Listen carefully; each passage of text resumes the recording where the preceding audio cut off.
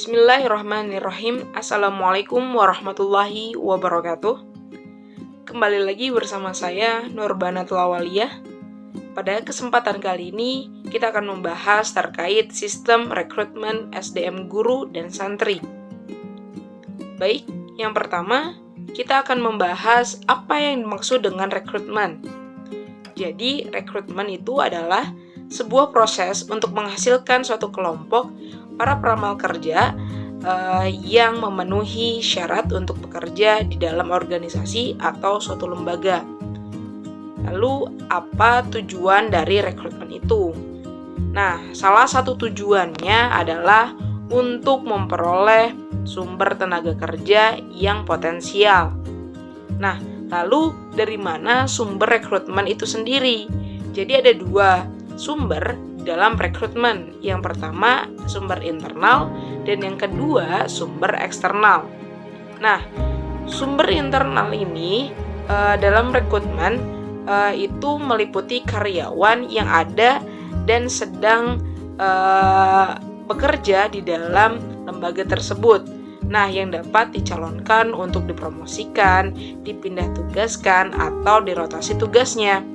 Nah, serta mantan karyawan dari lembaga tersebut yang bisa dikaryakan atau yang bisa dipekerjakan dan dipanggil kembali. Nah, lalu selanjutnya sumber eksternal. Jadi sumber rekrutmen eksternal ini untuk mendapatkan karyawan dari luar perusahaan yang memiliki bobot atau kualifikasi tertentu. Lalu selanjutnya bagaimana sistem perekrutan guru atau SDM guru dan santri di suatu lembaga atau pesantren. Nah, proses rekrutmen ini dimulai dengan mempertimbangkan rencana-rencana terkait SDM, seperti mempertimbangkan jumlah dan prasyarat dari komposisi atau porsi yang kosong atau posisi yang kosong yang harus diisi, lalu keahlian apa saja yang dibutuhkan untuk mengisi posisi tersebut. Nah, selanjutnya ada tahapan-tahapan proses seleksi atau dari rekrutmen ini untuk calon tenaga kerja atau SDM guru. Nah, yang pertama biasanya adanya penerimaan surat lamaran yaitu atau syarat administrasi. Selanjutnya ada dilakukannya psikotes dan wawancara. Dan tahap selanjutnya yaitu tes kesehatan.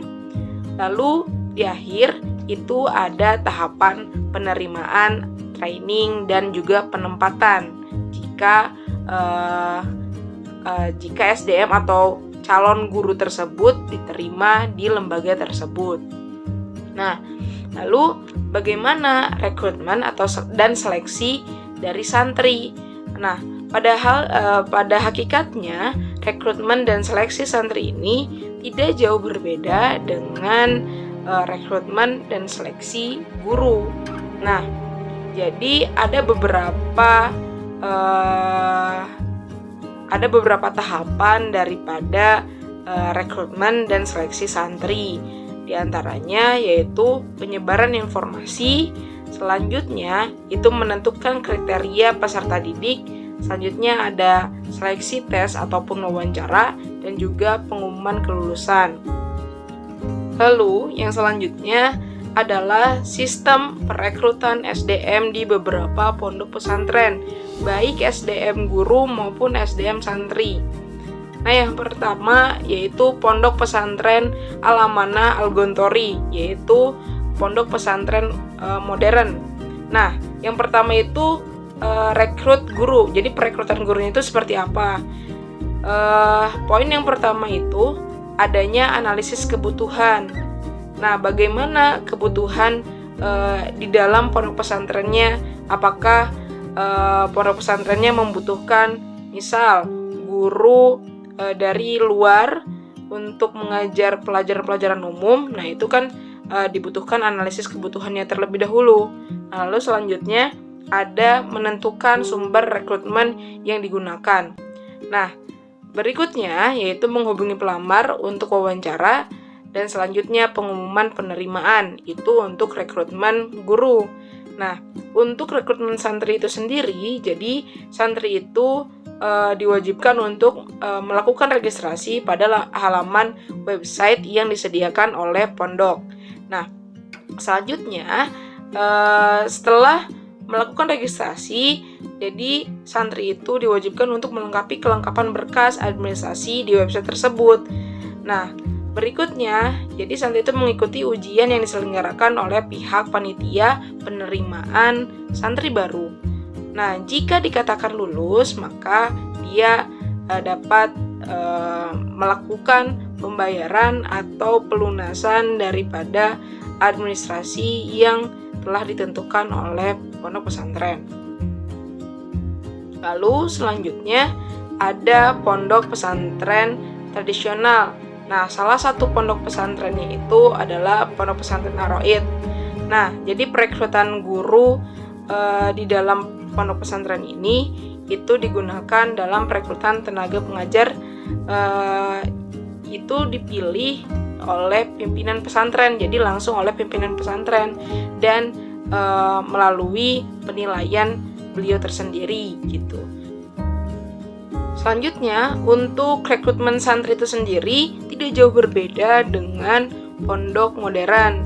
Jadi melakukan registrasi, mengisi formulir yang disediakan, lalu juga mengikuti tes, lalu juga jika dikatakan lulus dan dia bisa menetap di pondok tersebut. Lalu selanjutnya ada sistem rekrutmen di pondok semi modern tradisional. Salah satu contohnya adalah Pondok Pesantren Al-Masum, Bandung. Nah, yang pertama itu adalah rekrutmen guru. Nah, dari calon pendidik menyerahkan surat lamaran pekerjaan kepada lembaga dengan mempertimbangkan syarat-syarat yang telah diinformasikan. Lalu selanjutnya, pemberian informasi kelanjutan ke tahap selanjutnya atau tidak. Jadi, calon pendidik itu diberikan informasi apakah dia bisa lanjut ke tahap selanjutnya atau tidak. Nah, kemudian setelah itu melakukan wawancara dengan pihak yayasan, sekaligus praktek mengajar di depan tim khusus dari yayasan tersebut. Nah, jika dia lulus dalam seleksinya, dia akan diterima. Nah, jika dia tidak dapat melakukan tes mengajar tersebut tidak di depan tim khusus yayasan, maka bisa dikatakan kemungkinan kecil dia akan diterima di pondok tersebut.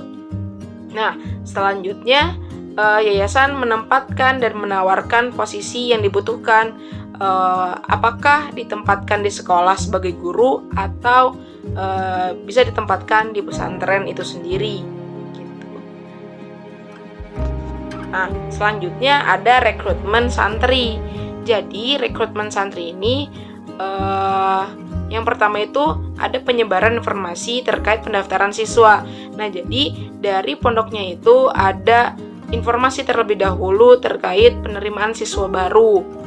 Nah, selanjutnya siswa itu dapat melakukan registrasi dan pendaftaran dengan melampirkan rapot sekolah sebelumnya. Misal kalau misalkan masuk SMP berarti harus menyerahkan rapot SD. Jadi kalau misalkan dan selanjutnya kalau SMA berarti menyerahkan rapot SMP-nya seperti itu. Nah, selain itu juga diadakan tes psikotes untuk mengetahui IQ serta minat bakat yang dimiliki oleh santri tersebut. Nah, selain daripada psikotesnya itu juga ada wawancara dengan psikolog yang mana hal tersebut untuk memaksimalkan dan mengkonsultasikan sebelum masuk ke pesantren yang ada di Pondok Pesantren Al-Masum Bandung ini. Nah, selanjutnya jika dikatakan diterima dan lulus, maka dia akan ditempatkan dan menetap di pondok pesantren tersebut. Nah, mungkin itu yang dapat saya sampaikan terkait sistem perekrutan atau rekrutmen SDM guru dan santri Dan semoga apa yang telah disampaikan bermanfaat. Dan syukron. Wassalamualaikum warahmatullahi wabarakatuh.